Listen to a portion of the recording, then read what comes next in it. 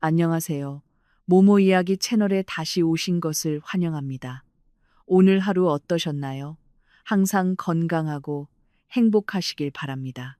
우리를 분노하게 만들면서도 동시에 엄청난 감탄을 자아낼 이야기에 준비되셨나요? 이번에는 남편에게 무시당하던 한 아내의 이야기 속으로 들어가 보겠습니다. 상상해 보세요. 갑자기 남편이 메시지를 보냅니다.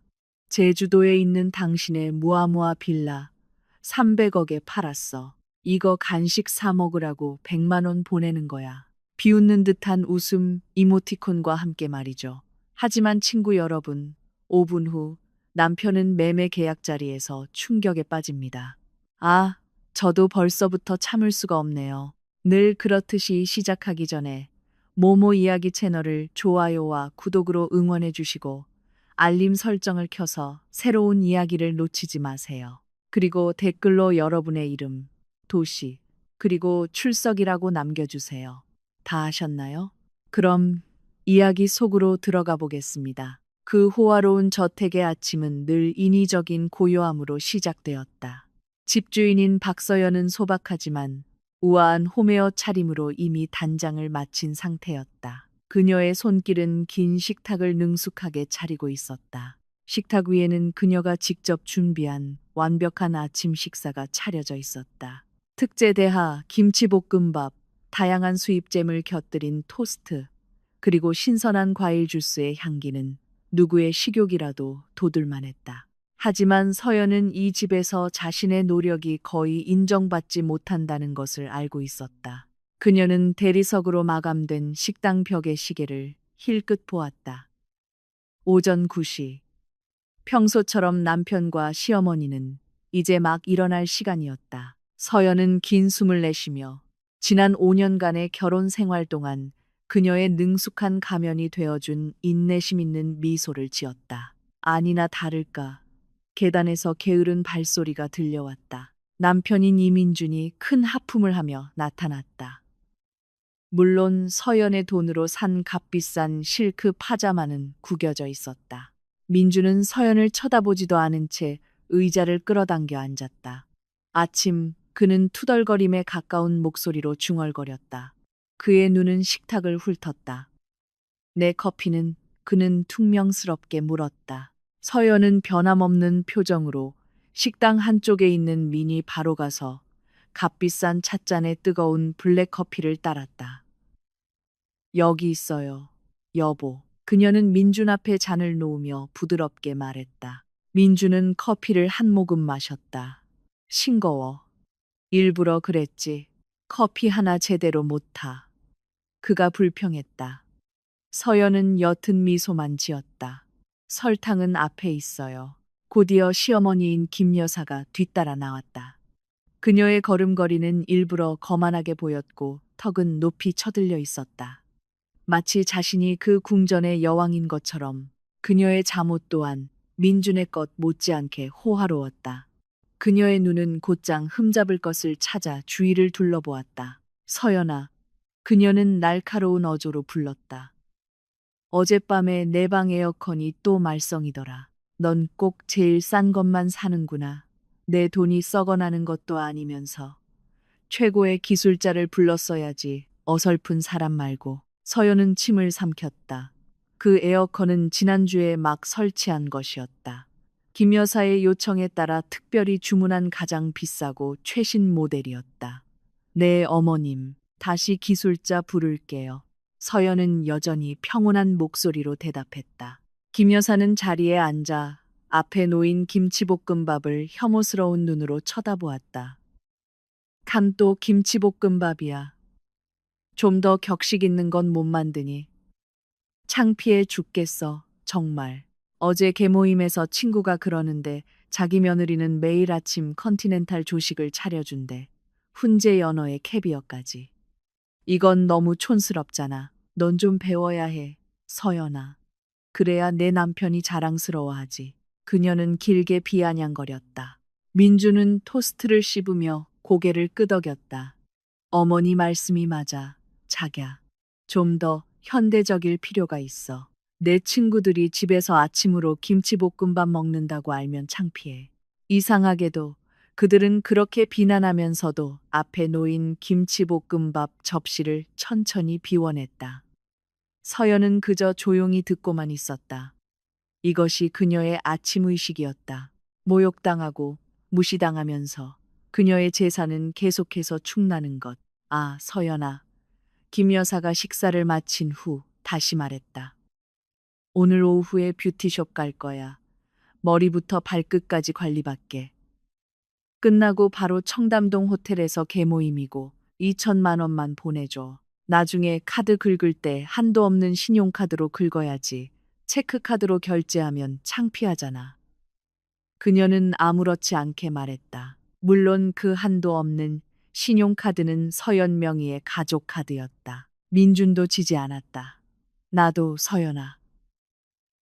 오늘 친구들이랑 최고급 클럽에서 골프 약속 있어. 연간 회원권이 거의 다 됐는데 그것 좀 결제해줘. 내 스포츠카 기름도 가득 채워주고. 그 스포츠카 역시 서연이 자기 이름으로 샀지만 민준이 제 것처럼 타고 다니는 차였다. 네, 어머님. 네, 여보. 다 처리할게요. 서연이 짧게 대답했다. 두 사람은 만족한 듯 보였다. 민준과 김 여사는 곧 식탁에서 일어나 더러운 접시들을 서연이 치우도록 그대로 두고 거실에서 각자의 휴대폰을 만지작거리며 오늘 서연의 돈을 어떻게 쓸지 계획했다. 서연은 조용한 동작으로 더러운 접시들을 치우기 시작했다. 하지만 넓은 부엌에 혼자 있게 되자 그녀의 얼굴에서 인내심 있는 미소가 서서히 사라졌다. 그녀는 접시를 싱크대에 놓고 수도꼭지를 세게 틀었다. 콸콸 쏟아지는 물소리가 그녀의 무거운 한숨 소리를 감춰주었다. 미소 뒤에 인내. 그것이 지금까지 그녀의 역할이었다. 하지만 인내심에도 한계는 있는 법. 그들은 서연을 바보라고 생각했다. 그들은 서연을 깃털을 하나씩 뽑아 추위에 얼어 죽게 할 수 있는 순종적인 거위라고 생각했다. 그들은 크게 착각하고 있었다. 서연은 모든 것을 알고 있었다. 그녀는 민준이 돌아가신 부모님의 막대한 재산을 유일하게 상속받은 자신의 지위 때문에 결혼했다는 것을 알고 있었다. 그녀는 김 여사가 이 모든 일의 배후 조종자이며 계속해서 민준을 부추겨 자신의 재산을 축내게 한다는 것을 알고 있었다. 그리고 가장 중요한 것은 서연은 그들의 최신 계획을 알고 있다는 것이었다. 서연은 앞치마 주머니에서 휴대폰을 꺼냈다. 그녀는 갤러리를 열었지만 본 것은 결혼 사진이나 가족 사진이 아니었다. 그녀는 한 부동산 사진을 바라보았다. 제주도 서귀포의 절벽 위에 있는 웅장한 빌라. 바다를 바로 마주하고 있는 그곳은 그녀가 가장 아끼는 장소였다. 민준을 만나기 훨씬 전 유능한 부동산 투자자로서 순전히 자신의 노력으로 산 걸작이었다. 그 빌라는 그녀의 자존심이었고 그녀는 그 빌라가 그들의 다음 목표라는 것을 알고 있었다. 서연은 바보가 아니었다. 이틀 전밤 그들이 서연이 깊이 잠들었다고 생각했을 때 민준의 서재에서 나누는 나직한 대화를 들었다. 민준아, 더 서둘러야 해. 제주도 빌라는 가격이 어마어마할 거야. 그걸 팔 수만 있다면 평생 호화롭게 살 수 있어. 더 이상 그 짠순이한테 푼돈 달라고 할 필요도 없고. 김 여사의 목소리는 매우 흥분되어 있었다. 조금만 참으세요, 어머니. 딱 맞는 구매자를 찾고 있어요. 문제는 등기 권리증이에요. 서연이가 개인 금고에 꼭꼭 숨겨뒀을 거예요. 그걸 열 방법을 찾아야 해요. 민준이 대답했다. 서연은 휴대폰 화면을 껐다. 부드럽고 인내심 있어 보이던 그녀의 눈빛이 이제 얼음처럼 차갑고 날카롭게 변했다. 그들은 게임을 하고 싶어 했다. 좋다. 서연은 너무 오랫동안 참는 것에 지쳐 있었다. 그녀는 단지 적절한 시기, 그들이 스스로를 파멸시킬 치명적인 실수를 저지를 때를 기다리고 있었다. 거실에서 민준이 소리치는 것을 들었을 때 이번에는 아주 다른 옅은 미소가 서연의 입가에 번졌다. 서연아, 어디 있어? 내 지갑 어디 있냐고. 골프 치러 갈 옷도 준비해줘. 서연은 수도꼭지를 잠갔다. 네, 여보. 금방 갈게요. 그녀가 대답했다. 민주는 그 미소와 순종적인 대답 뒤에 서연이 남편의 파멸을 카운트다운하고 있다는 것을 알지 못했다. 서연이 부엌으로 사라진 후 김 여사는 민준을 따라 그의 호화로운 서재로 들어갔다. 그 방은 짙은 색의 나무 책장으로 가득 차 있었지만 책들은 장식용일 뿐 한 번도 읽히지 않은 것들이었다. 문이 굳게 닫히자 김 여사의 거만한 표정은 탐욕스럽고 조급한 표정으로 변했다. 민준아, 이제 이런 식은 지긋지긋하다. 2천만 원, 1억씩 푼돈이나 받아쓰고 언제 부자 되겠니? 그녀는 목소리를 낮추며 속삭였다. 민주는 책상 뒤에 값비싼 가죽 의자에 몸을 던졌다. 어머니는 제가 편한 줄 아세요. 조금만 뭐 하면 보고하고 허락받고 그 모든 재산이 제 것이기도 해야 하는데 제가 남편이잖아요. 민주는 화를 내며 책상을 쳤다. 그러니까 제주도 빌라 계획을 빨리 진행해야 한다고. 넌 너무 느려. 그 박서연 얼굴 보는 것도 지겨워. 착한 척, 인내심 있는 척. 실제로는 지독한 짠순이면서 우리가 자기한테 구걸하는 걸 즐기는 거야. 김 여사가 재촉했다. 민주는 비열한 미소를 지었다. 어머니, 걱정 마세요. 다 해결됐어요. 울산에서 온 광산 재벌을 구매자로 찾았어요. 300억 현금으로 합의봤어요. 김 여사의 눈이 즉시 반짝였다. 그녀의 늙어가는 얼굴에 탐욕이 역력했다. 300억이라고 그녀는 믿기지 않는 듯 되물었다. 그거 엄청난 돈이잖아, 민준아. 우리 집도 사고 고급 차도 사고 어머니는 세계 여행도 할 수 있겠다. 언제? 거래는 언제야? 모레. 민준이 자신감 있게 짧게 대답했다. 김 여사는 잠시 침묵했다. 그렇게 빨리? 하지만 서류는 등기 권리증 말이야. 박서연은 교활해. 가장 안전한 곳에 보관했을 거야. 그렇게 쉽게 내줄 리가 없어. 민주는 얕보는 듯 웃었다.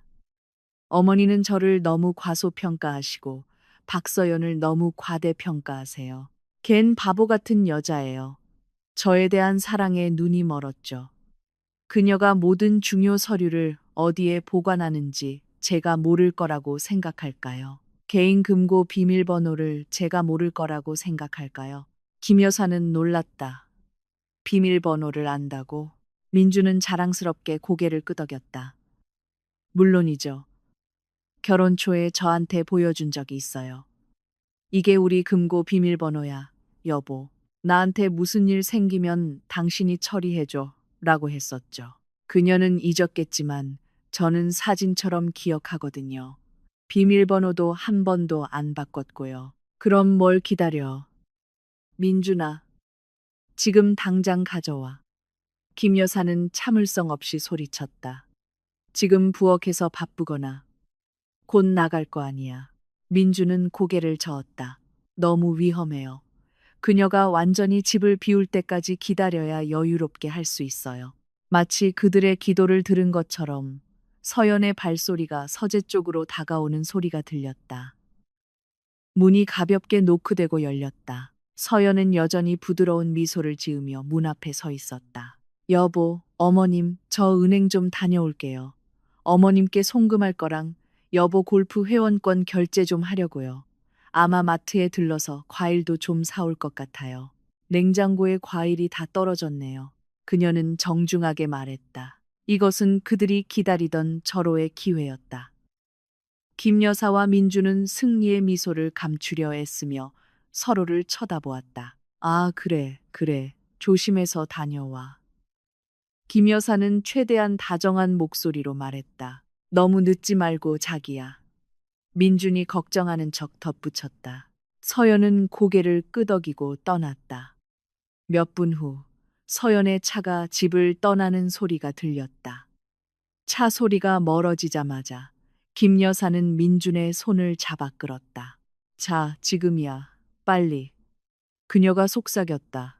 그들 둘은 민준의 서재에서 서둘러 나와 서연과 민준의 침실인 안방으로 반쯤 뛰어갔다. 넓은 침실 안에는 매우 큰 개인 드레스룸이 있었다. 벽만한 거울 뒤에서 민준이 숨겨진 패널을 눌렀다. 거울 벽이 소리 없이 천천히 옆으로 밀리며 정교한 디지털 매립형 금고가 모습을 드러냈다. 비밀번호? 정말 기억하는 거 맞아? 김 여사가 걱정스럽게 물었다. 우리 결혼 기념일. 얼마나 바보 같고 로맨틱한지. 민준이 비웃었다. 그의 손이 능숙하게 숫자 조합을 눌렀다. 삐 하는 소리와 함께 금고 문이 열렸다. 그들의 심장이 세차게 뛰었다. 안에는 여러 개의 서류 보관함과 보석함들이 깔끔하게 정리되어 있었다. 김 여사의 눈은 즉시 보석에 쏠렸지만 민주는 그녀의 손을 쳐냈다. 집중해요, 어머니. 서류. 민주는 즉시 짙은 젓갈색의 두꺼운 서류철을 꺼냈다. 앞면에는 제주 서귀포 빌라 등기 권리증이라고 선명하게 적혀 있었다. 김 여사는 작은 비명을 질렀다. 민준이 서류철을 열었다. 안에는 큰 태극 문양이 찍힌 두꺼운 서류, 도장, 그리고 매우 진짜처럼 보이는 서명이 있었다. 이거야. 민준이 승리의 찬 목소리로 속삭였다. 빨리 가져가. 복사부터 하고 원본은 다시 넣어둬. 의심하지 않게. 김 여사가 말했다. 하지만 민준은 고개를 저었다. 필요 없어요. 구매자가 오늘 확인을 위해 원본이 필요하다고 했어요. 계약 후에 서연이한테는 등기 권리증이 없어졌거나 어디 둔지 모르겠다고 말할 거예요. 그때 분실 신고하면 되죠. 어차피 그때쯤이면 돈은 우리 손에 있을 테니 그녀는 아무것도 못할 거예요. 김 여사는 활짝 웃었다. 내 아들 정말 똑똑하구나. 그들 둘은 나직이 웃었다.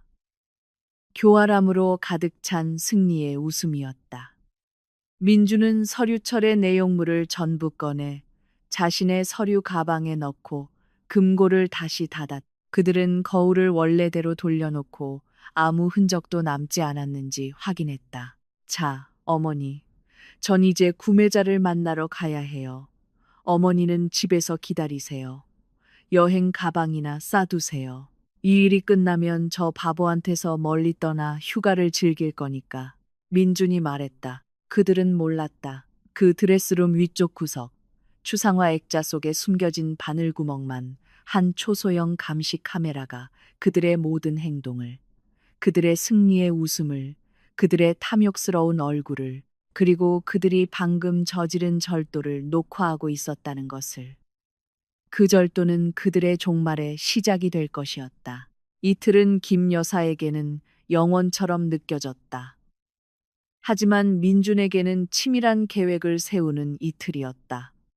약속한 당일 아침 분위기는 달랐다. 민준은 더 이상 게으르지 않았다. 그는 서연이 집에 있었다면 의심을 사지 않기 위해 스스로 다림질했을 가장 비싼 셔츠를 입고 아침 일찍 일어났다. 김 여사도 마찬가지로 흥분해 있었다. 그녀는 아침 8시부터 식탁에 앉아 마치 자신이 수백억짜리 계약서에 서명할 사람인 것처럼 최고의 실크 드레스를 입고 있었다. 서연의 돈으로 산 그들의 여행 가방 2개는 이미 가득 채워져 각자의 방에 깔끔하게 놓여 있었다. 오후에 바로 도망갈 준비가 되어 있었다. 그들의 평온함은 한 가지 중요한 사실에 의해 뒷받침되었다. 서연이 집에 없다는 것. 어제 아침 서연은 약간 어두운 얼굴로 작별 인사를 했다. 여보, 어머님. 그녀는 그때 말했다. 저 2, 3일 정도 부산에 다녀와야 할 것 같아요. 제 부티크에 납품하는 원단 업체에 갑자기 문제가 생겨서요. 전화로 해결해 보려고 했는데 아무래도 제가 직접 가봐야 할 것 같아요. 민준과 김 여사는 승리의 미소를 감추기 위해 안간힘을 썼다. 아, 그럼 다녀와. 내일도 중요하니까. 민준이 현명한 척 말했다. 조심해서 다녀오고. 그 부티크 잘 챙겨. 손해보지 않게. 김 여사는 조언을 가장한 비꼬는 말을 덧붙였다. 이제 실행 당일 민주는 기세등등했다. 서연은 부산에서 싸구려 원단 문제로 바쁜 동안 자신은 서울에서 곧 억만장자가 될 것이었다. 그의 계획은 완벽했다. 구매자는 법무사 사무실에서 기다리고 있었다. 그가 진짜라고 믿는 등기권리증은 그의 서류 가방 안에 있었다. 어머니, 다녀오겠습니다. 민주는 식탁에서 스포츠카 키를 집어들며 말했다. 조심하렴, 아들아. 돈 들어오면 바로 우리 새 계좌로 이체하는 거 잊지 마. 그 짠순이랑 같이 쓰는 내 계좌에 묶이면 안 돼. 김 여사가 당부했다. 물론이죠, 어머니. 걱정 마세요. 나중에 연락드릴게요.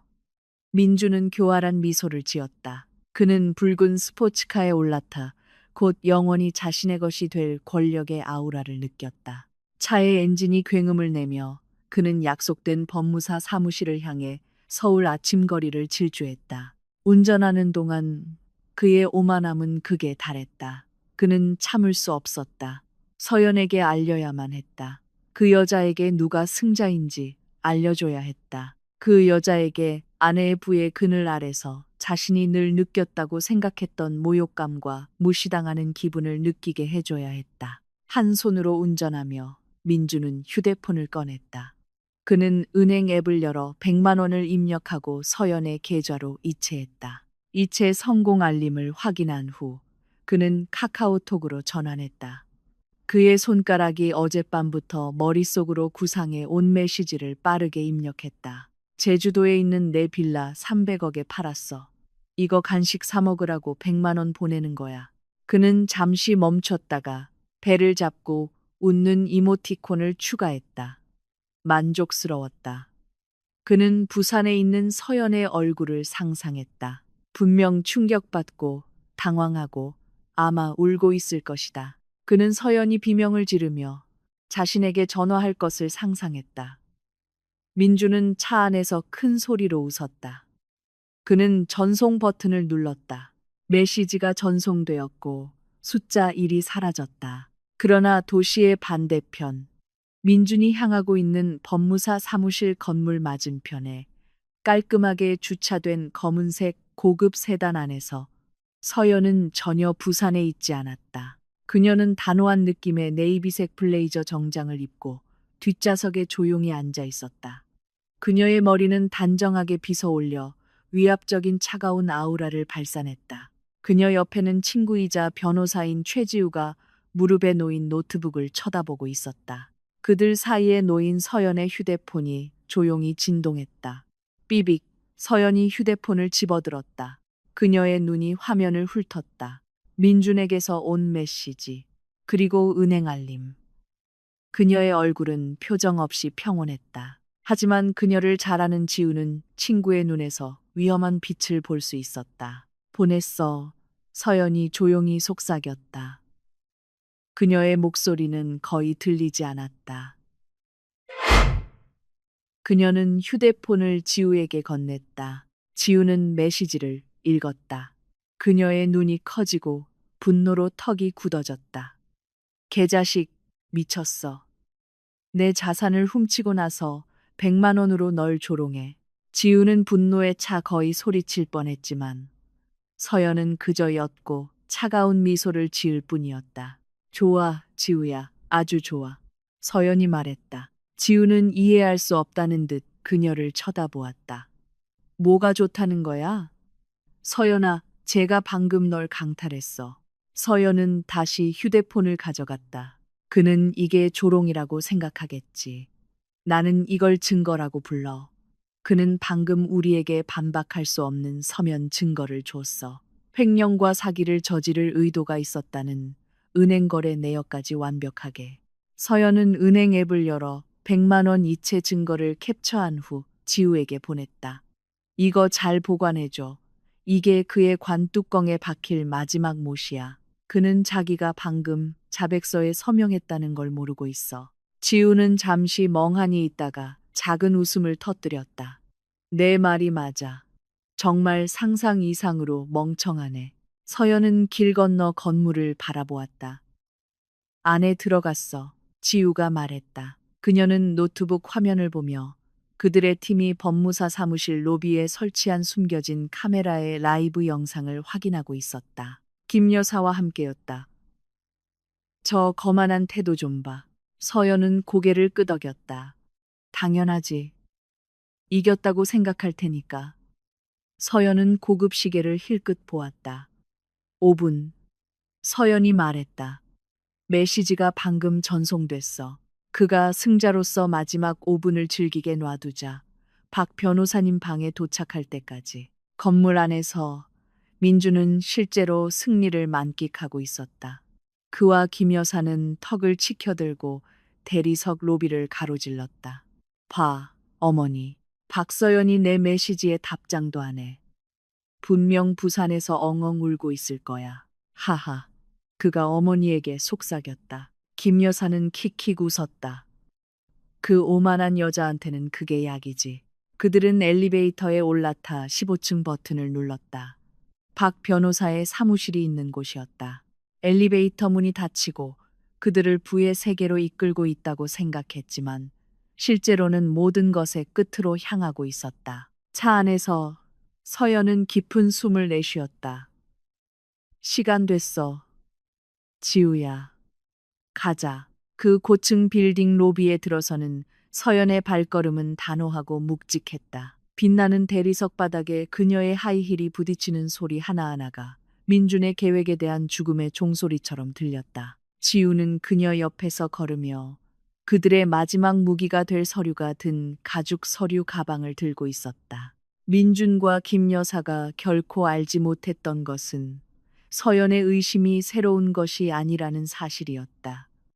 그것은 5년간의 결혼 생활 동안 한 방울씩 천천히 쌓인 독이었다.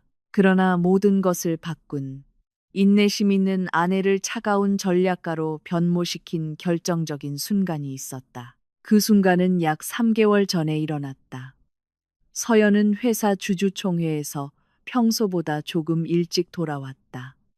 집은 조용했다. 아무도 없다고 생각한 순간 민준의 서재에서 억눌린 웃음소리가 들려왔다. 남편과 시어머니의 목소리였다. 서연은 인사를 하려다가 본능적으로 멈췄다. 자신의 이름이 불리는 것을 들었기 때문이었다. 어쨌든 제주도 빌라는 꼭 손에 넣어야 해. 민준아. 그게 걔 재산 중에 가장 현금화하기 쉬운 거야. 탐욕에 가득 찬 김 여사의 목소리였다. 참으세요, 어머니. 방법을 찾고 있어요. 박서연은 교활해서 모든 서류를 숨겨놨어요. 하지만 제가 남편이잖아요. 방법이 있겠죠. 필요하다면 걔를 아프게 만들거나 재산 관리 능력이 없는 사람처럼 보이게 만들 수도 있고요. 민준이 대답했다. 그 순간 서연의 세상은 무너져 내리는 것 같았다. 아프게 만든다고? 무능력하게. 같은 침대에서 자는 남자가 그런 끔찍한 생각을 하고 있었다니. 서연은 도망치지도 울지도 화를 내지도 않았다. 그녀는 조용히 돌아서서 소리 없이 자신의 방으로 걸어 들어가 바로 지우에게 연락했다. 지우야, 내 도움이 필요해. 당장. 대학 시절부터 친구이자 이제는 유명한 기업 변호사가 된 지우는 서연의 목소리에서 평소와 다른 긴급함을 즉시 알아차렸다. 그들은 그날 밤 도청에 위험이 없다고 확신하는 지우의 사무실에서 만났다. 그들이 날 강탈하려 해, 지우야. 제주도 빌라를 노리고 있어. 서연은 본론부터 말했다. 지우는 전문가의 침착함으로 즉시 계획을 세웠다. 좋아, 서연아. 이 순간부터 넌 더 이상 상처받은 아내가 아니야. 넌 내 의뢰인이고 내 의뢰인은 절대 지지 않아. 지우는 단호하게 말했다.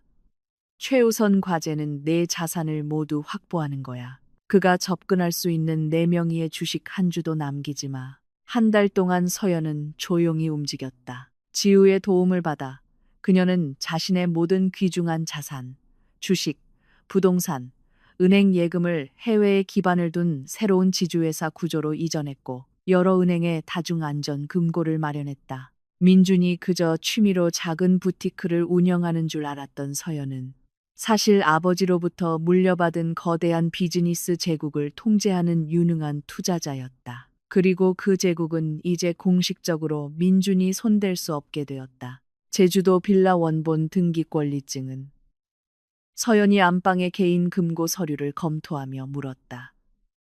이게 그들이 가장 노리는 거야. 지우는 옅은 미소를 지었다. 바로 이걸 미끼로 쓸 거야. 우린 방어만 할 수 없어. 서연아, 반격해야 해. 그들이 행동하는 순간을 덫으로 잡아야 해. 계획이 세워졌다. 수백억 가치의 제주 서귀포 빌라 원본 등기 권리증은 즉시 서연만이 망막 스캔으로 접근할 수 있는 은행 안전 금고로 옮겨졌다. 그럼 금고에 남은 것은 지우가 처리했다. 그녀는 법무팀에 매우 설득력 있는 위조 등기 권리증을 만들도록 요청했다.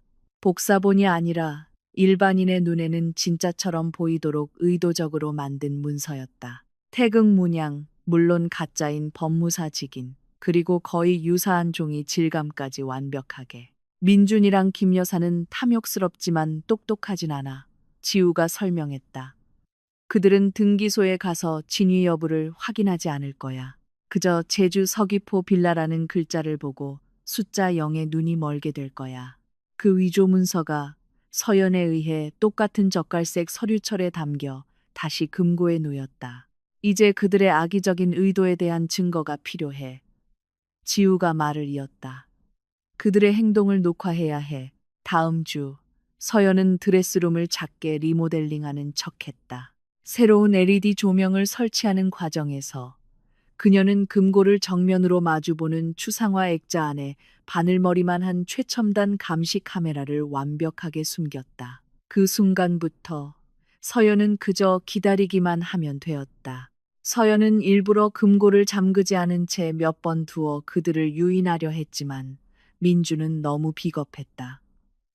결국 서연은 그들에게 더 큰 기회를 줘야 한다는 것을 알았다. 그것이 바로 이 장에서 마트에 간다는 핑계를 만든 이유였다.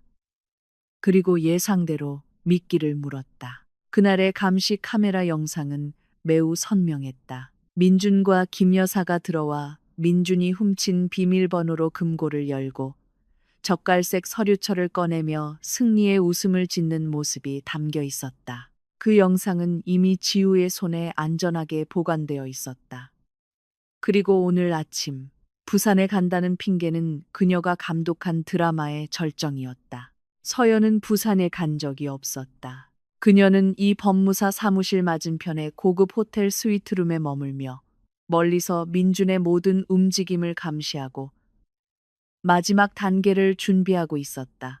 진짜 매매 계약을.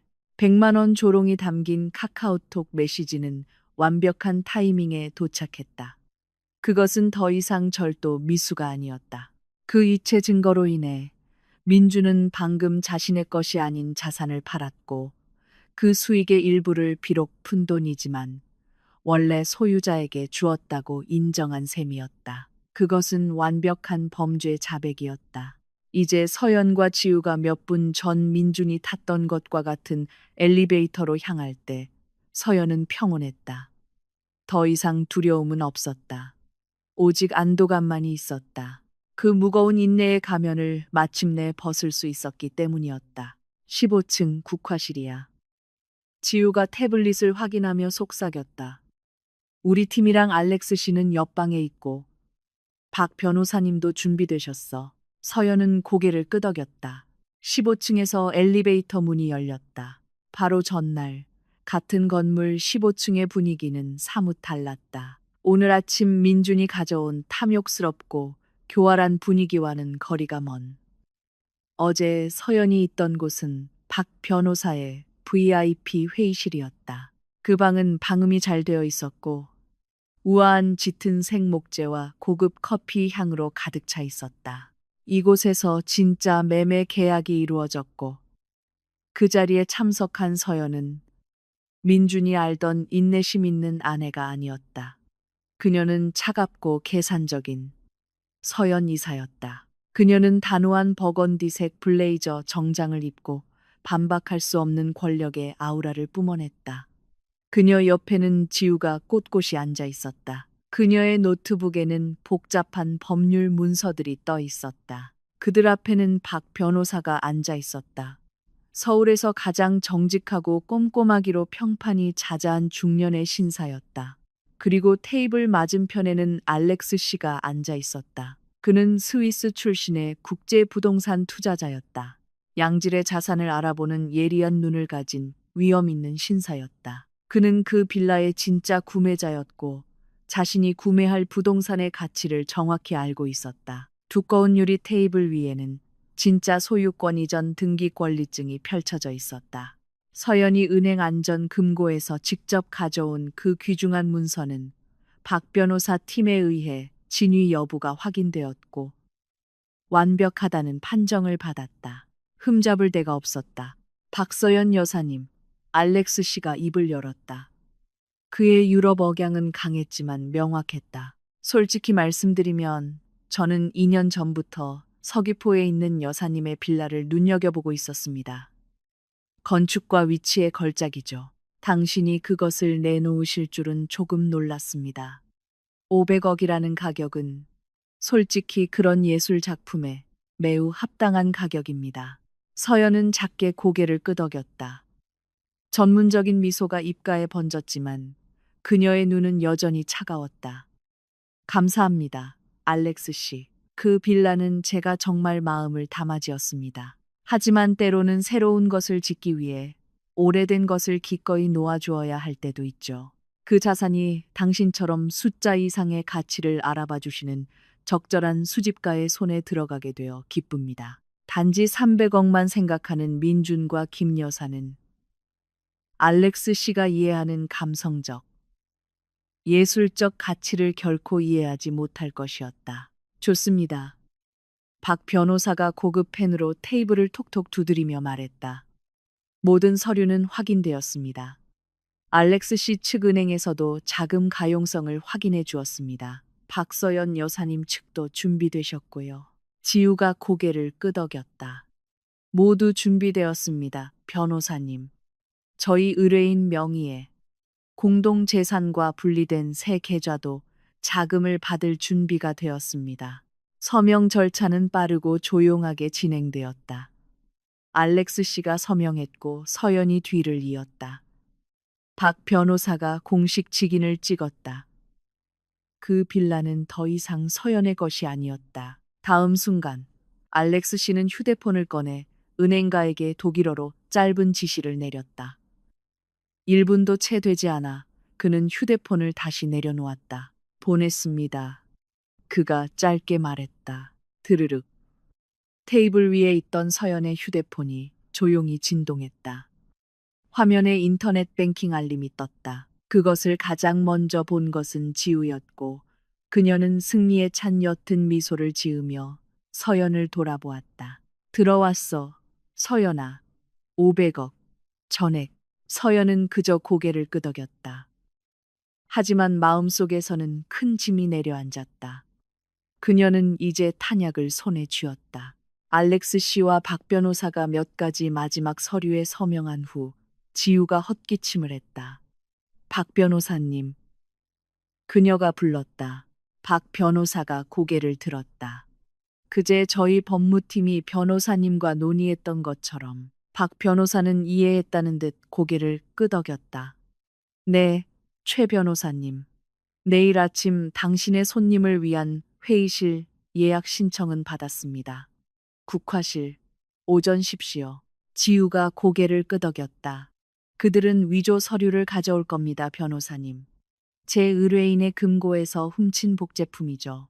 처음에는 순전히 직업적 양심 때문에 돕기로 동의했던 박 변호사는 이제 문서 위조를 혐오하는 그가 조금 궁금해하는 표정을 지었다. 그리고 그들이 올 거라고 확신하시나요? 이번에는 서연이 대답했다. 반드시 올 겁니다, 변호사님.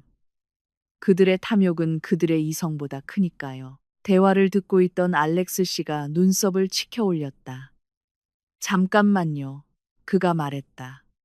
우리가 처음 만났을 때 당신이 언급했던 그 드라마가 내일 일어나는 겁니까? 지우가 고개를 끄덕였다. 제 의뢰인의 남편이 당신이 방금 구매한 부동산을 위조 서류를 이용해 300억에 팔려고 할 겁니다. 알렉스 씨는 잠시 침묵했다가 나직이 웃었다. 놀랍군요. 아내를 속이려고 할 뿐만 아니라 훨씬 싼 가격으로 저를 간접적으로 속이려고 하는군. 그는 이번에는 감탄이 가득한 눈으로 서연을 바라보았다. 박서연 여사님, 당신은 강인한 여성이군요. 존경합니다. 그는 지우를 돌아보았다. 제가 내일 참석해도 되겠습니까? 합법적인 새 주인으로서 제 부동산을 갉아먹으려는 쥐새끼가 누구인지 볼 권리가 있다고 생각합니다만 지우는 활짝 웃었다. 이것은 계획보다 더 좋은 상황이었다. 물론입니다, 알렉스 씨. 당신의 참석은 저희의 입지를 강화하는 데 큰 도움이 될 겁니다. 좋군요. 알렉스 씨가 말했다. 피곤한 거래 후의 오락이라고 생각하죠. 회의가 끝난 후 알렉스 씨와 박 변호사는 서연과 악수했다. 내일 뵙겠습니다, 박서연 여사님. 알렉스 씨가 말했다. 쇼가 순조롭게 진행되기를 바랍니다. 그때 서연은 자신이 이겼다는 것을 알았다. 그녀는 500억을 확보했을 뿐만 아니라 마무리 드라마를 위한 모든 핵심 인물들을 모으는데 성공했다. 부산에 갔다고 생각하는 민주는 호텔에서 바쁘게 다음 날 아침 법무사 사무실에 피해자가 아닌 감독으로서의 등장을 계획하고 있었다. 민준과 김 여사는 15층 엘리베이터에서 내릴 때 마치 건물의 주인인 양 거만한 아우라를 풍겼다. 민주는 아직 서연에게 갚지도 않은 비싼 넥타이를 매만졌고 김 여사는 미용실에서 막 높이 세운 머리를 쓸어 넘기며 서연의 다이아몬드 귀걸이를 일부러 과시했다. 안내 데스크 직원이 상냥하게 그들을 맞았다. 안녕하세요, 손님.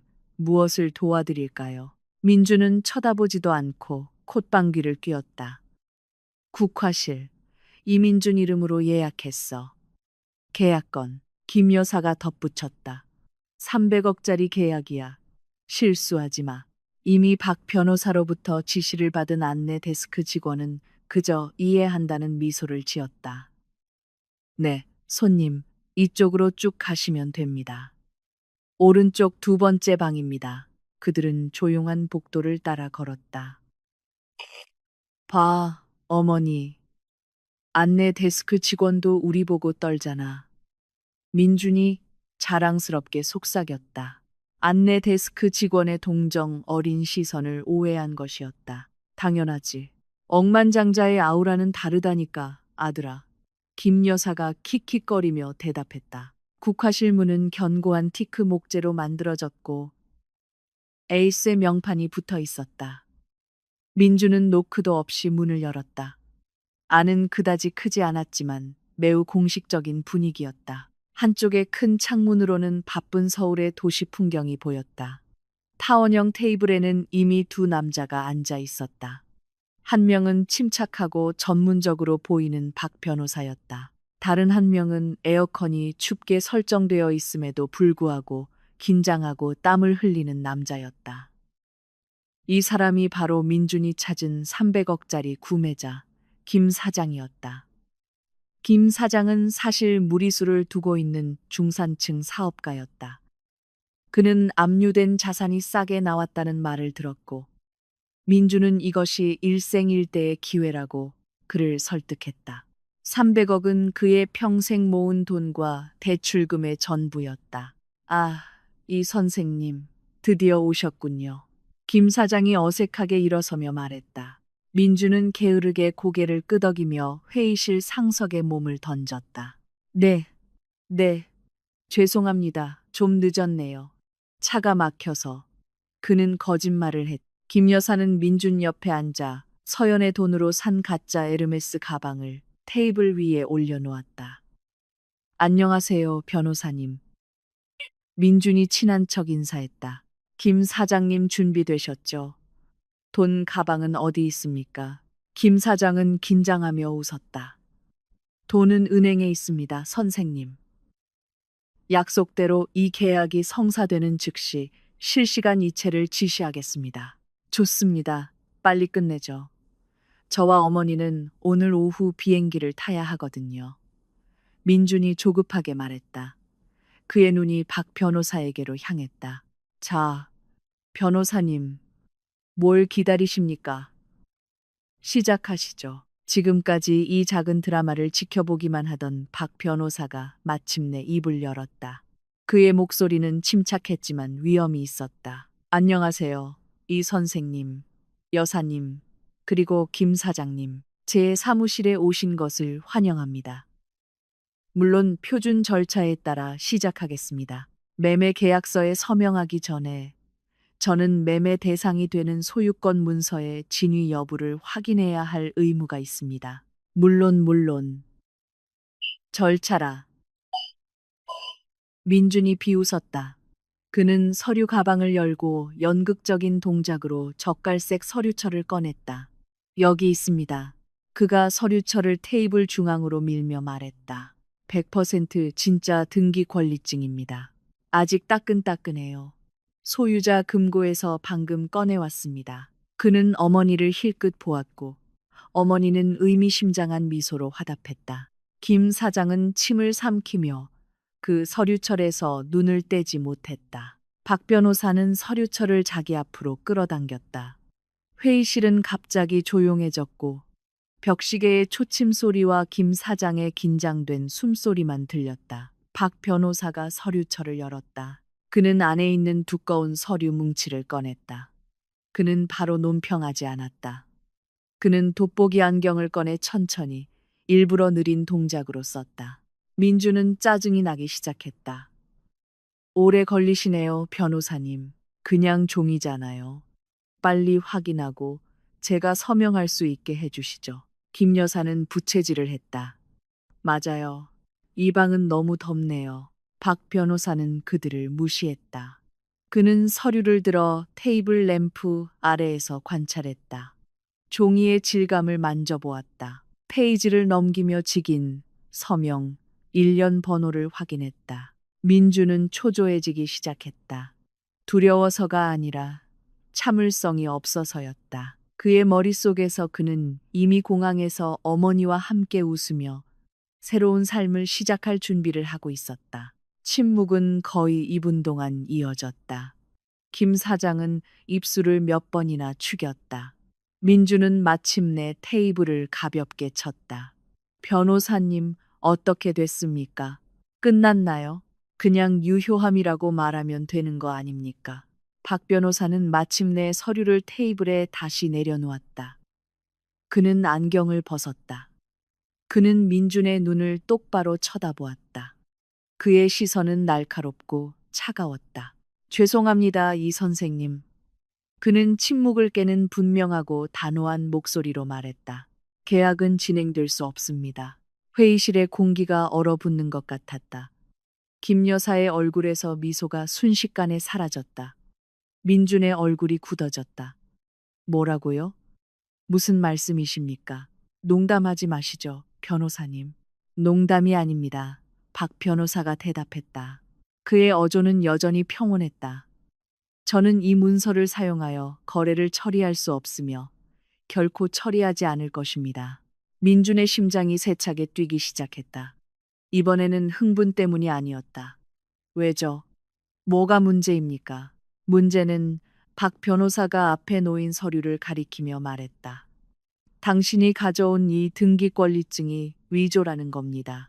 위조라는 단어가 폭탄처럼 회의실에 울려 퍼졌다. 김 여사는 비명을 질렀다. 김 사장은 즉시 벌떡 일어섰다. 위조라고요?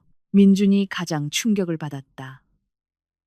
그의 얼굴이 창백해졌다가 순식간에 붉어졌다. 위조? 함부로 말하지 마시죠. 그가 테이블을 세게 치며 소리쳤다. 당신 변호사 맞습니까? 진짜랑 가짜도 구분 못해요. 이건 진짜라고요. 제 아내 금고에서 직접 가져왔단 말입니다. 무심코 민주는 증인들 앞에서 자신의 절도를 자백하고 말았다. 김 여사는 김 사장의 떨리는 반응을 보고 당황하여 박 변호사를 손가락질했다. 맞아요. 이 양반이 우리를 속이려는 게 틀림없어. 내 아들 돈 벌 기회를 망치려는 거지. 혹시 박서연한테 돈 받았지? 그렇지. 인정해. 김 사장은 당황했다. 잠깐만요. 잠깐. 이 선생님, 저를 속이셨군요. 안전한 자산이라고 하셨잖아요. 위조 서류 때문에 저를 감옥에 보내려고 하셨습니까?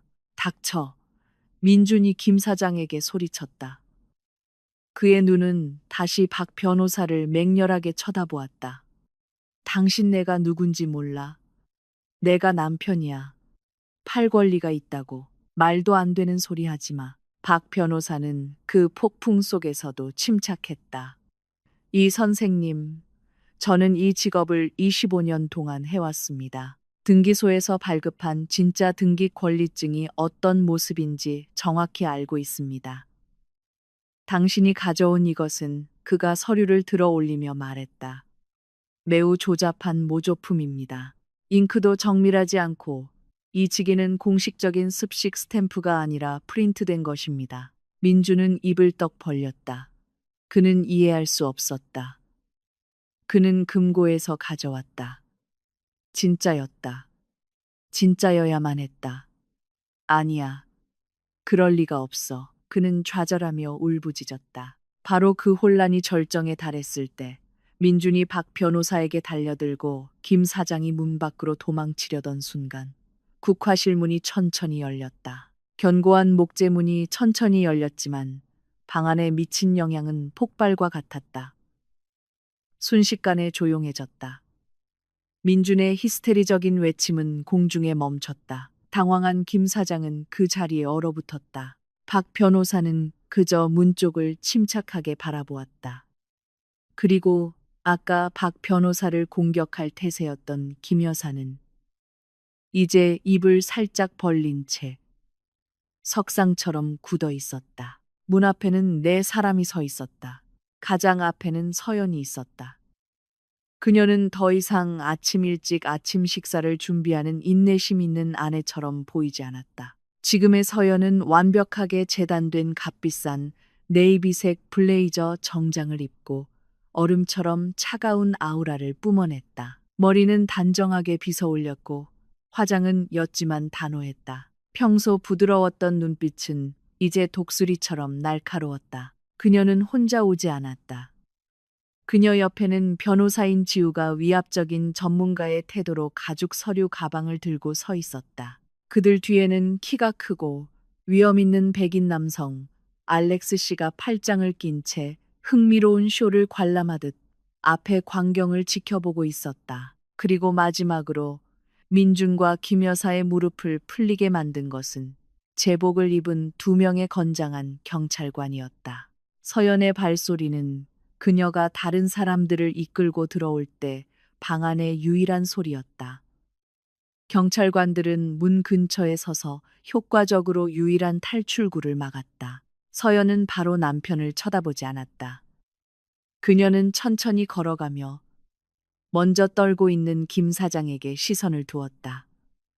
그녀의 눈에는 약간의 동정심이 비쳤다. 김 사장님, 앉으시는 게 좋겠습니다. 당신은 큰 사기 사건의 피해자가 될 뻔했습니다. 그녀는 조용하지만 분명하게 말했다. 그리고 그녀의 눈은 박 변호사에게로 향했다. 박 변호사님, 협조해 주셔서 감사합니다. 박 변호사는 짧게 고개를 끄덕일 뿐이었다.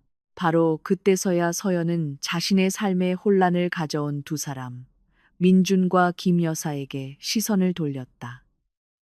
민준은 믿을 수 없다는 눈으로 그녀를 바라보았다. 그의 당황한 뇌는 이 불일치 않은 데이터를 처리하려고 애썼다. 서연. 그의 목소리는 속삭임처럼 나왔다. 당신이 왜 여기에? 부산에 있는 거 아니었어? 그것이 그가 생각해낼 수 있는 첫 번째 질문이었다. 그의 머릿속에서 서연은 부산에서 절망적으로 울고 있어야 했다. 전쟁의 여왕 같은 아우라를 풍기며 여기에 서 있는 것이 아니라 작고 건조하며 아이러니로 가득 찬 웃음이 서연의 입술에서 새어나왔다. 부산? 아, 그 부산 출장 계획 말인가요? 계획은 했지만 간 적은 없어요, 여보. 김 여사의 얼굴이 창백해졌다. 경찰.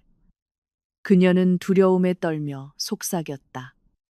갑자기 김 여사의 당황은 방어적인 분노로 변했다. 박서연, 너 지금 뭐 하는 거야? 집안일에 경찰을 끌어들여. 내 남편을 감옥에 보내려고. 너 같은 아내가 어디 있어? 어떻게 그럴 수가 있어? 우리를 함정에 빠뜨리려고 일부러 그런 거지. 그렇지? 인정해. 그녀는 떨리는 손가락으로 서연을 가리키며 소리쳤다. 진정하세요, 김 여사님.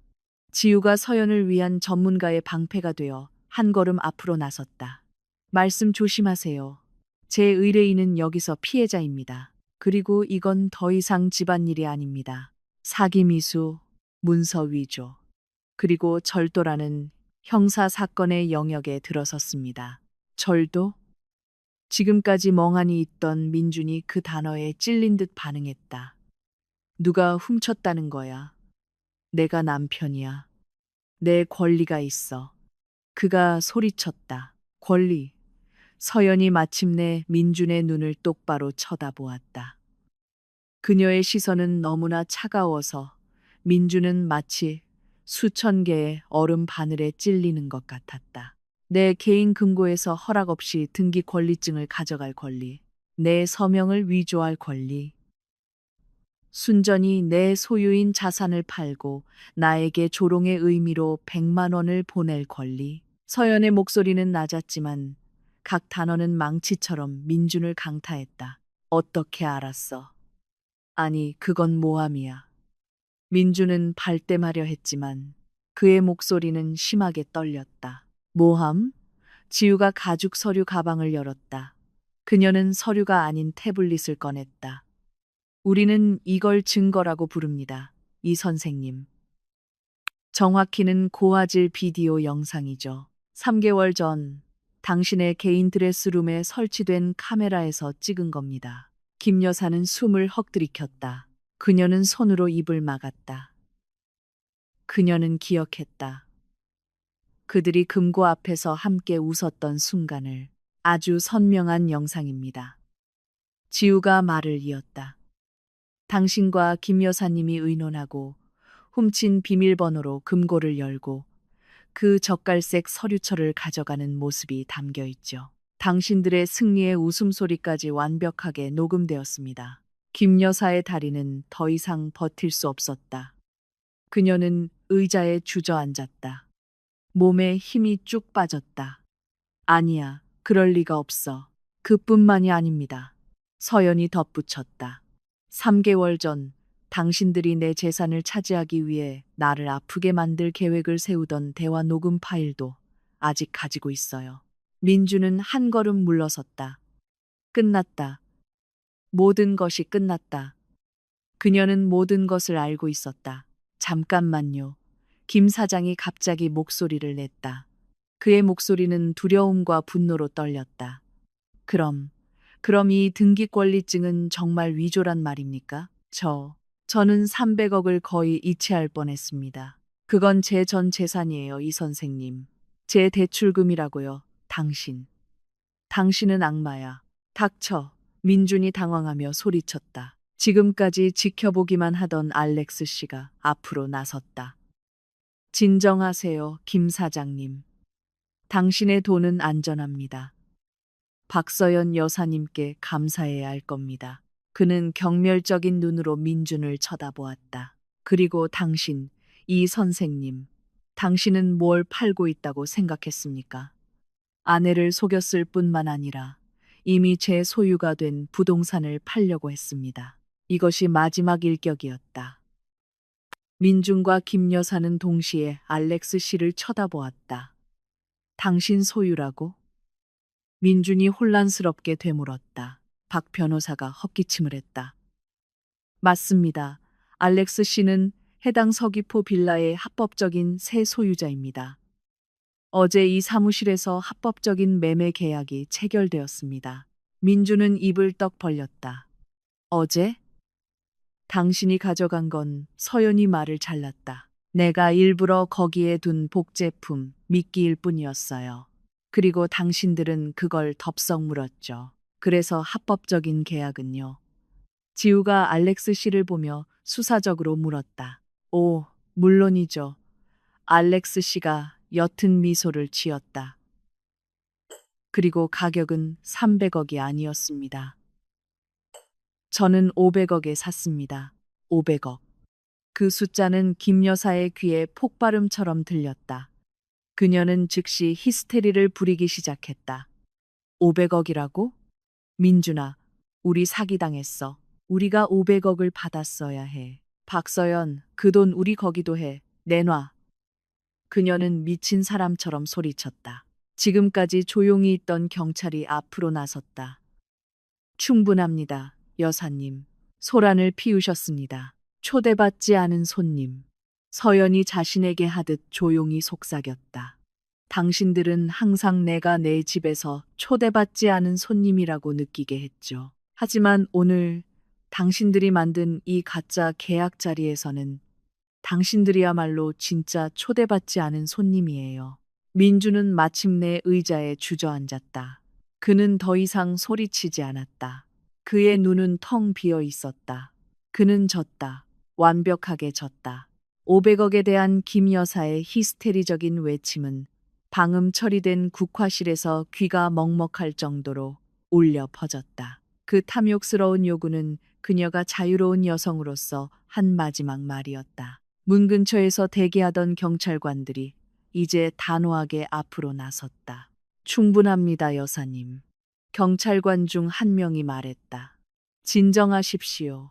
당신은 지금 무언가를 요구할 입장이 아닙니다. 그 경찰관은 즉시 몸부림치는 김 여사의 팔을 잡았다. 놔. 내가 누군지 몰라. 내 아들은 부자야. 놓으라고. 어머니가 경찰에게 잡히는 것을 본 충격으로 얼어붙어 있던 민준이 갑자기 정신을 차렸다. 하지만 용기가 아닌 그의 마지막 비겁함이 드러났다. 그의 불안한 눈은 서연을 바라보며 예전에 항상 이용했던 부드러움의 흔적을 찾으려 했다. 서연, 서연아, 자기야. 그는 떨리는 목소리로 애원하는 것처럼 들리게 불렀다.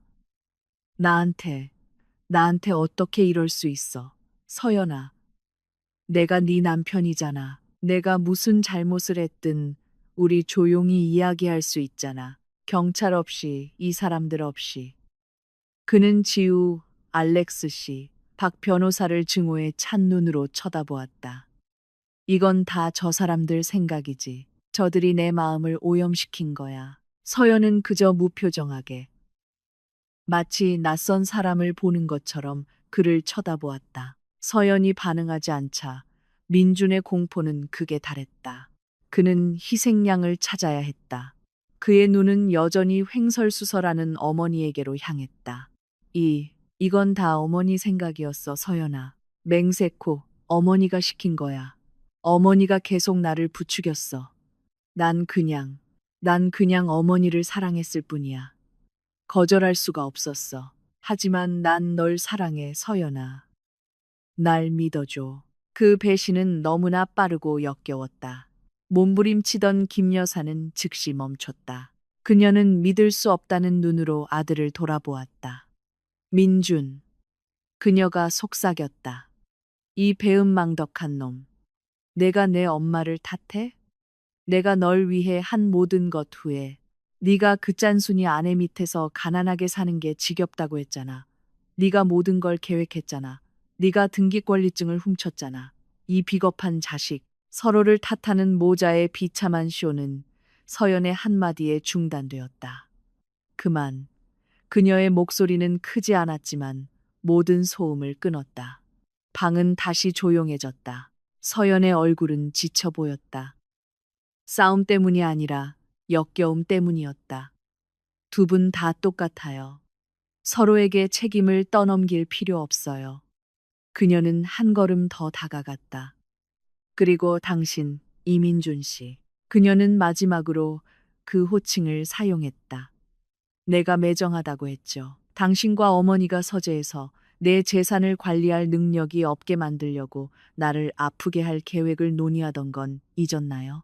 민준과 김 여사는 즉시 침묵했다. 그것은 그들의 가장 어두운 비밀이었다. 내가 모를 줄 알았나요? 서연이 말을 이었다. 내가 바보인 줄 알았어요? 지난 5년 동안 내가 눈 멀고 귀 먹은 줄 알았어요? 지우가 다시 앞으로 나서 전문가의 무대를 장악했다. 박 변호사님, 알렉스 씨, 그리고 경찰관 여러분, 법적으로 모든 것을 더 명확하게 하기 위해 이 부분을 마무리하겠습니다. 지우는 다시 서류 가방을 열었다. 그녀는 태블릿이 아닌 매우 공식적으로 보이는 또 다른 서류철, 짙은 파란색 서류철을 꺼냈다. 이것이 그녀는 박 변호사에게 서류철을 건네며 말했다. 서귀포 빌라의 진짜 소유권 이전 등기권리증입니다. 1년 번호 42ULW 11만 2018. 박 변호사는 이제 의식처럼 느껴지는 동작으로 그것을 받았다. 그는 안경을 썼다. 그는 파란색 서류를 테이블에 아직 놓여있는 가짜 젓갈색 서류와 비교했다. 네. 박 변호사는 몇 초 후에 말했다. 이것이 어제 알렉스 씨와의 합법적인 계약에 사용된 진본 서류입니다. 1년 번호, 등기소 직인, 그리고 습식 서명 모두 완벽합니다. 그리고 이것은 그는 펜 끝으로 젓갈색 서류철을 민준 쪽으로 밀며 말했다. 아까 말씀드린 대로 쓰레기 종이입니다. 속을 뻔했던 구매자인 김 사장은 지금까지 두려움에 떨고 있었지만 이제 목소리를 찾았다. 그의 얼굴은 분노와 안도로 창백했다. 경찰관님, 그가 소리쳐 모든 시선을 끌었다. 제가 증인입니다. 신고하겠습니다. 이 사람. 그는 떨리는 손가락으로 민준을 가리켰다. 이민준 씨가 저를 속였습니다. 안전한 자산이라고 했어요. 급하게 돈이 필요해서 파는 거라고. 그는 제 인생을 거의 망칠 뻔했습니다. 그 300억, 그건 전부 대출금이에요, 경찰관님. 저는 빚독촉에 시달릴 뻔했습니다. 선임 경찰관이 김 사장에게 고개를 끄덕였다. 알겠습니다. 선생님, 진술을 기록하겠습니다. 당신도 여기서 피해자입니다. 이제 모든 시선은 다시 서연에게로 향했다. 그녀는 이것이 자신의 순간, 진짜 체크메이트의 순간이라는 것을 알았다. 그녀는 이제 순수한 공포로 가득 찬 민준의 눈을 똑바로 쳐다보았다. 이 모든 증거들, 카메라 영상, 녹음 파일, 진짜 등기권리증은 나중에 법정에서 입증하기 복잡할 수도 있어요. 서연이 조용히 말했다. 하지만 당신, 여보, 당신은 당신의 오만함으로 당신 자신의 손으로 우리를 위해 모든 것을 쉽게 만들어줬어요. 서연은 계속 켜져 있던 휴대폰을 들어 올렸다. 그녀는 민준에게 보여주지 않았지만 두 경찰관이 명확하게 볼 수 있도록 돌렸다. 오늘 아침 정확히 9시 5분. 그가 이겼다고 생각했을 때, 내가 부산에서 울고 있다고 생각했을 때, 서연이 말했다. 지우는 신호를 이해한 듯 화면에 메시지를 크고 차가우며 강조하는 목소리로 읽었다. 제주도에 있는 내 빌라 300억에 팔았어. 이거 간식 사 먹으라고 100만 원 보내는 거야. 지우는 잠시 멈췄다. 배를 잡고 웃는 이모티콘으로 마무리됐습니다. 서연은 휴대폰 화면을 밀어 은행 앱을 보여주었다. 그리고 이것은 동시에 들어온 인터넷 뱅킹 알림입니다. 이민준 명의의 계좌에서 박서연 명의의 계좌로 금액은 100만 원입니다. 이것은 부메랑이었다. 100만 원의 조롱은 이제 민준의 관뚜껑에 박힌 못이 되었다. 지우가 법적 설명을 이어받았다. 경찰관님, 그녀는 단호하게 말했다. 이것이 체크메이트입니다. 이것은 더 이상 부인할 수 있는 사기 미수가 아닙니다. 이것은 서면 자백입니다. 피의자는 자신의 개인 번호로 자신의 것이 아닌 자산을 팔았다고 의식적으로 인정했습니다. 그는 대금을 받았다고 인정했습니다. 메시지에서 그는 300억을 언급했습니다. 그리고 그는 범죄 수익금의 일부인 100만 원을 합법적인 소유자에게 조롱의 형태로 주었다고 인정했습니다. 이것은 범죄 의사 맨스 레이와 범죄 행위 악터스 리오스가 완벽하게 하나의 카카오톡 메시지에 담겨 있는 것입니다. 횡령, 사기, 그리고 심지어 가벼운 자금 세탁까지 적용될 수 있는 증거입니다. 두 경찰관은 서로를 쳐다보았다. 이 사건은 너무나 쉽고 너무나 명백했다. 선임 경찰관이 민준을 쳐다보았다. 이민준 씨, 당신이 그 메시지를 보낸 것이 맞습니까? 민준은 대답할 수 없었다. 그의 입은 열렸지만 아무 소리도 나오지 않았다. 그는 기억했다. 그 조롱의 메시지를 보내며 만족스럽게 웃었던 것을, 그를 파멸시킨 100만 원의 조롱. 그는 충격에 빠졌다. 정말로 충격에 빠졌다. 진짜 등기권리증은, 서연이 남편의 말을 끊으며 말했다. 그 금고에 있은 적이 없어요. 당신들이 훔친 건 내가 던져준 미끼였어요. 체크메이트예요, 여보. 100만 원 이체 증거는 방금 내려진 판사의 망치처럼 서연의 휴대폰 화면에 걸려 있었다. 두 경찰관은 더 이상의 명령이 필요 없었다. 이것은 너무나 깔끔하고 너무나 완벽한 사건이었다.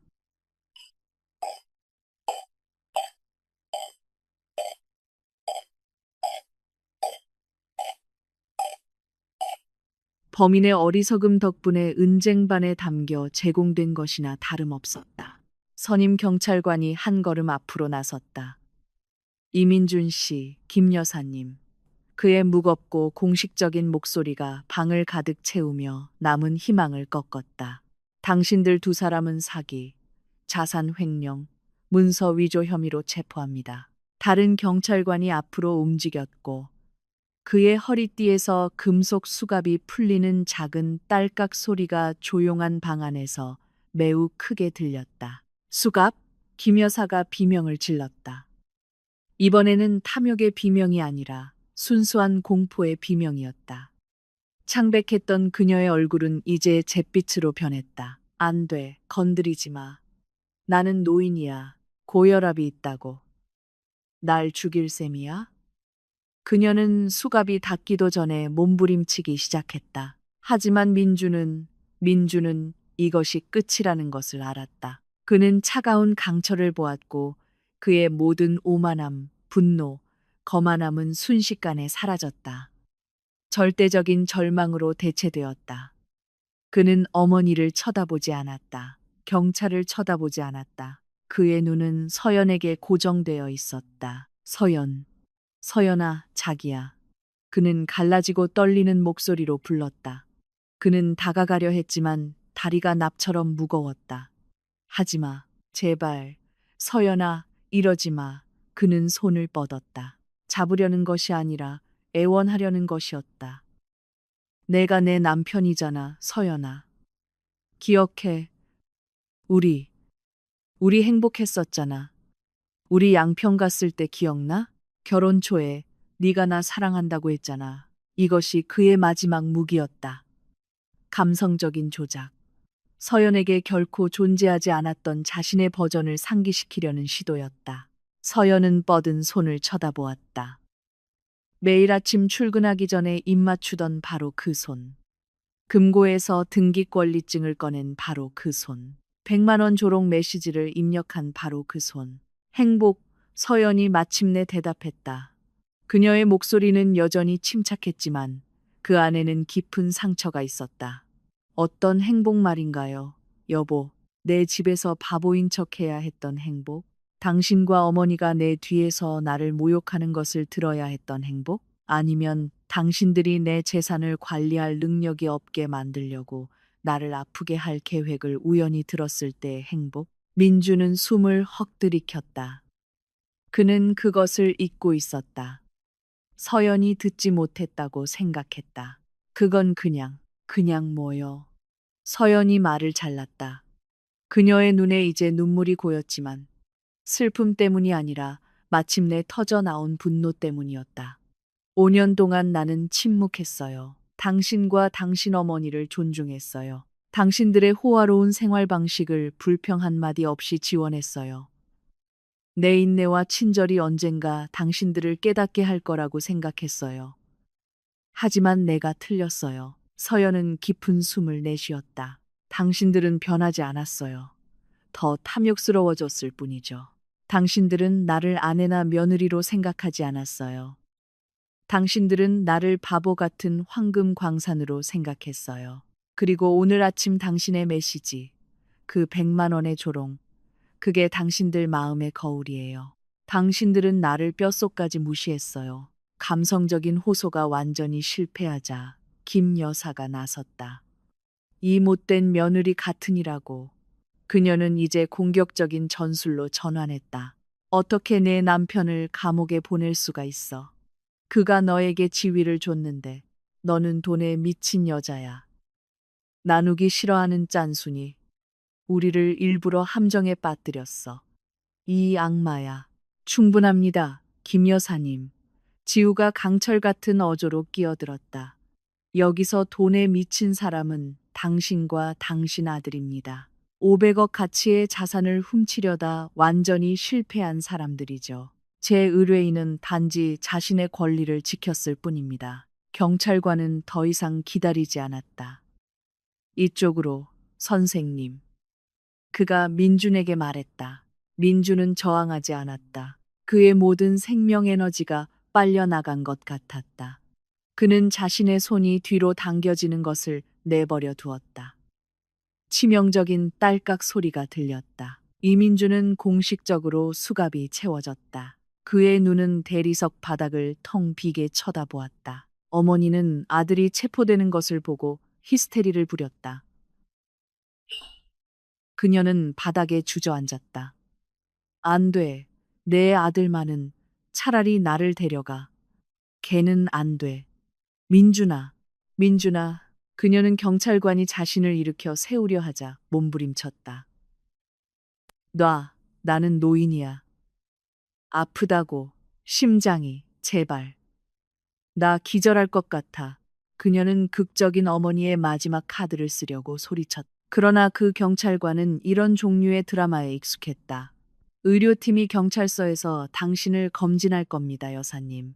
이제 일어나시죠. 그는 단호하게 말하며 김 여사를 강제로 일으켜 세웠다. 그녀의 손에도 수갑이 채워졌다. 그것은 비참하면서도 통쾌한 광경이었다. 그렇게 오만했던 모자가 이제는 그들의 탐욕을 상징하는 같은 수갑에 묶여 굴욕적으로 서 있었다. 가시죠. 경찰관이 명령했다. 수치의 행진이 시작되었다. 그들은 자신들이 속인 사람들 앞을 지나 국화실을 나와야 했다. 김 사장은 공포와 안도가 뒤섞인 눈으로 그들을 쳐다보았다. 박 변호사는 차가운 전문가의 시선으로 그들을 쳐다보았다. 알렉스 씨는 감명받지 않은 승자의 우월한 태도로 그들을 쳐다보았다. 김 여사는 헝클어진 머리로 얼굴과 수갑을 가리려 애썼다. 하지만 민주는 그저 걸었다. 그의 눈은 살아있는 시체처럼 텅 비어 있었다. 서연을 지나칠 때 그는 잠시 멈췄다. 그는 마지막으로 아내를 쳐다보며 단 하나의 불꽃이라도 찾으려 했다. 하지만 그가 발견한 것은 차가운 사막뿐이었다. 사랑도 증오도 아무것도 없었다. 문이 그들 뒤에서 닫혔다. 다시 방에 침묵이 찾아왔다. 이번에는 안도감으로 가득 찬 침묵이었다. 김 사장이 가장 먼저 입을 열었다. 그는 서연 앞으로 달려가 거의 무릎을 꿇을 뻔했다. 박 여사님, 세상에, 여사님, 감사합니다. 정말 감사합니다. 당신은 저를 감옥에서 구했을 뿐만 아니라 제 인생과 가족 전체를 구했습니다. 제가 어떻게 보답해야 할지 모르겠습니다. 그는 안도의 눈물로 목이 메어 말했다. 서연은 침착하게 그를 쳐다보았다. 김 사장님 잘못이 아닙니다. 당신은 그저 피해자일 뿐입니다. 다시는 지름길을 택하지 않도록 이번 일을 귀중한 교훈으로 삼으세요. 그녀는 부드럽게 조언했다. 박 변호사는 책상 위에 서류를 정리했다. 제 경력에서 가장 이례적인 계약 절차였습니다. 그가 말했다. 하지만 그의 입가에는 옅은 미소가 있었다. 하지만 인정해야겠군요. 매우 만족스러운 법 집행이었습니다. 축하합니다, 박 여사님. 당신의 문제는 해결되었습니다. 알렉스 씨가 다가와 손을 내밀었다. 박서연 여사님, 당신은 뛰어난 협상가이자 훌륭한 전략가입니다. 당신의 빌라보다 훨씬 더 인상적이군요. 그리고 그것은 이미 매우 인상적이었습니다. 그가 진심으로 칭찬했다. 당신과 사업을 하게 되어 영광이었습니다. 서연은 그 손을 잡았다. 감사합니다. 알렉스 씨. 도와주셔서 감사합니다. 박 변호사님. 그녀는 바위처럼 곁을 지켜준 지우에게로 돌아섰다. 우리가 해냈어, 서연아. 지우가 눈을 빛내며 속삭였다. 서연은 맑은 서울 하늘을 향해 창밖을 내다보았다. 5년 동안 어깨를 짓누르던 짐이 벗겨진 것 같았다. 그래, 지우야. 서연이 속삭였다. 우리가 해냈어. 분주한 메인 로비에서 엘리베이터 문이 띵 소리를 내며 열렸다. 서연과 지우는 유리 상자에서 나와 현실 세계로 돌아왔다. 평소에는 따갑게 느껴졌던 서울의 뜨거운 햇살이 오늘 서연에게는 다르게 느껴졌다. 어두운 공연이 마침내 끝난 후 무대를 비추는 스포트라이트 같았다. 고층 빌딩 로비의 공기는 더 가벼워졌다. 그리고 5년 만에 처음으로 서연은 숨을 쉴 수 있다고 느꼈다. 가슴을 짓누르는 부담 없이 폐 깊숙이까지 진짜 숨을 쉬는 것 같았다. 지나가는 사람들 사이에서 속을 뻔했던 김 사장이 여전히 기다리고 있었다. 퉁퉁 부은 그의 눈은 즉시 서연에게 향했다. 그는 감히 다가가지 못하고 멀리서 반복해서 허리를 숙였다. 진심 어린 감사의 제스처이자 막 구원받은 삶으로 돌아가기 전 군중 속으로 사라지기 전에 두려움이 담긴 제스처였다. 끝났어, 서연아. 지우가 블레이저를 정돈하며 조용히 속삭였다. 그녀의 목소리에는 안도감과 큰 자부심이 담겨 있었다. 서연은 고개를 끄덕였다. 그녀는 웃지 않았다. 아직은 그저 텅 비었지만 평화로운 안도감을 느꼈다. 가자, 지우야. 아직 처리할 일이 많아. 서연이 말했다. 그녀의 목소리는 더 이상 부드럽고 인내심 있지 않았지만 차갑지도 않았다. 그녀의 목소리는 이제 단호했다. 그것이 그녀의 진짜 목소리였다. 법적 절차는 누구의 예상보다 빠르게 진행되었다. 사건은 너무나 명백하고 너무나 분명했다. 지우와 서연이 수집한 증거는 반박할 수 없었다. 위조 등기권리증 절도 영상, 아프게 만들기 범죄 계획 녹음 파일, 박 변호사 알렉스 씨, 김 사장의 증언, 그리고 가장 치명적인 100만 원 카카오톡 메시지. 재판에서 이제 주황색 수감복을 입은 민준과 김 여사는 더 이상 연기할 수 없었다.